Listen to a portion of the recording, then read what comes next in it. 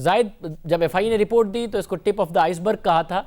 ये मामला किस हद तक आगे बढ़ा है और किस सिमत में जा रहा है? जो प्ली बार्गेन हो गया, 13 अरब रुपए आ गया, ये क्या बहुत बढ़ने वाला है? आपके जराए क्या बताते हैं?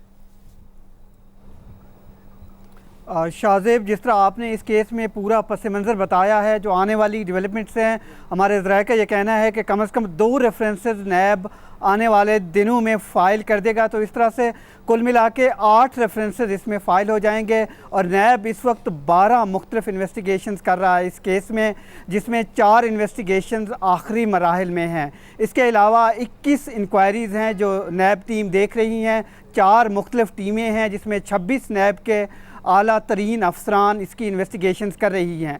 तो मजमूई तौर पर ये केस जैसे जैसे ही आगे बढ़ रहा है उसमें कम से कम 80 मुल्ज़मों को नामज़द किया गया है इन 6 रेफरेंसेस में अब तक। और 20 जो मुल्ज़मान हैं उनका रोल मरकज़ी नज़र आता है इन्वेस्टिगेशन में। उसमें जो सबसे आगे हैं वो साबिक़ सदर आसिफ अली ज़रदारी हैं, जो मुख्तलिफ़ नौइयत की 21 इंक्वायरी फेस कर रहे हैं। 4 रेफरेंसेस उनके ख़िलाफ़ फ़ाइल कर दिए गए हैं, जिसमें 2 रेफरेंसेस में वो मरकज़ी मुल्ज़िम के तौर पर सामने आए हैं, 2 शरीक मुल्ज़मान के तौर पर 2 रेफरेंसेस में। और अहम बात यह है कि उनमें 2 का जो उनका जो मरकज़ी किरदार है इन केसेस में, पिंक रेजिडेंसी का एक केस है, फिर हारेश एंड कंपनी का, दोनों रेफरेंस में वो शरीक मुल्ज़िम हैं। और साथ ही जो उपल 225 का है वो भी ये केस उनके ख़िलाफ़ है, और दूसरा जरदारी ग्रुप का एक केस है। इसके अलावा एमेनिटी जो प्लॉट्स से पार्क लेन का केस है। तो इस तरह से मजमूई तौर पर उसको 4 रेफरेंसेस का, और हमारे ज़राए का ये कहना है कि 2 मज़ीद रेफरेंसेस में उनका रोल होगा। और साथ ही उनकी बहन फरियाल तालपुर का भी एक मरकज़ी किरदार है।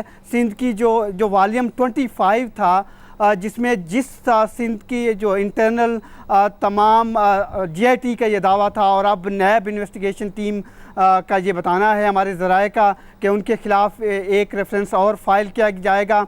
तो इस तरह से जो तमाम मुल्ज़मान हैं, जिनके और मुख्तलिफ मुल्ज़मान सामने आए हैं, मजीद फैमिली के 10 मेंबरान हैं, जिसमें 3 इस वक्त नैब की या तो तहवील में हैं या जेलों में हैं। उनका किरदार भी बहुत अहम सामने आया है। 7 मुख्तलिफ ममालिक में उनकी अरबों रुपए की जायदादें नज़र आई हैं। इसके अलावा जो तहकीकात जैसे जैसे आगे बढ़ रही हैं शाहजेब, उसमें जो 5 मुल्ज़मान हैं जो इस वक्त मुल्क से फ़रार हैं, उनका रोल बहुत ही अहम है इस केस को हतमी मराहिल में दाखिल करने के लिए। और उनमें कोई पेशरफ्त नहीं है। 8 महीने की इन्वेस्टिगेशन है नैब की, उनको 16 रेफरेंसेस फ़ाइल करने थे, जो अभी तक उन्होंने 6 किए हैं। 5 मुल्ज़मान में जो 3 मुल्ज़मान हैं उनके साथ मुबैना तौर पर आसिफ अली ज़रदारी के वो फ्रंटमैन जाने जाते हैं, जो GIT की इन्वेस्टिगेशन बताती है या फिर नैब का दावा है। उसमें इकबाल मेमन का रोल बहुत अहम है। पार्क लेन में उसका एक कलीदी किरदार है। फिर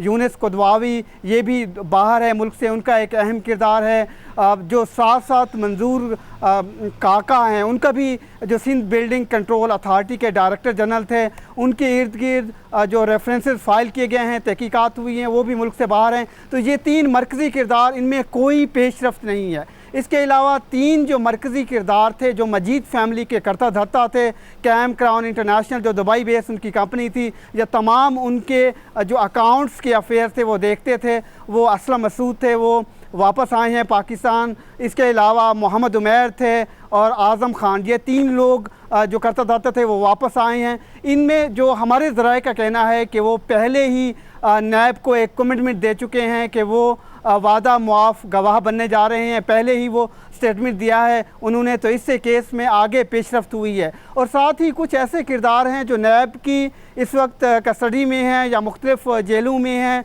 वो उनके साथ बातचीत चल रही है, जो हमारे ज़राए का ये बताना है प्ली बार्गेन की शक्ल में। उसमें एक डॉक्टर डिंशा के साथ बातचीत चल रही है, जो मरकज़ी किरदार हैं डॉक्टर डिंशा इस पूरे केस में। और साथ एक आफ्ताब मेमन, जिस तरह आपको मालूम है कराची डेवलपमेंट अथॉरिटी और सिंध रेवेन्यू बोर्ड से उनका ताल्लुक़ था, वो भी नैब की तहवील में आए थे, तो उनके साथ भी एक बात चल रही है।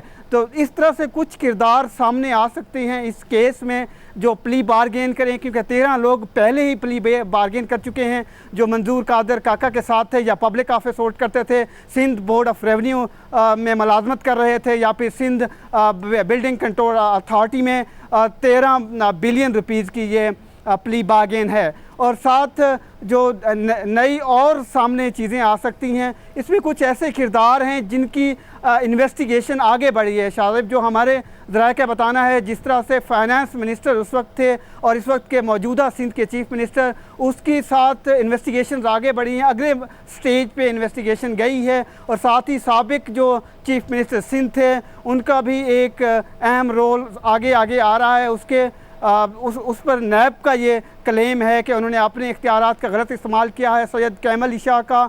और जो बाकी कुछ ऐसे लोग थे जो इक़्तिदार में थे उस वक्त, ये जो दौरानिया है 2015 से 17 तक था जब ये चीज़ें सारी चल रही थी, और जो इन्वेस्टिगेशन बाकी अगले स्टेज की थी उसमें कुछ मैं आपको ये भी मालूमात देता चलूँ कि इस वक्त तकरीबन 41 लोगों का नाम एग्ज़िट कंट्रोल लिस्ट पे है, और 172 लोग ऐसे हैं जो आर्जी तौर पर मुल्क से बाहर नहीं जा सकते।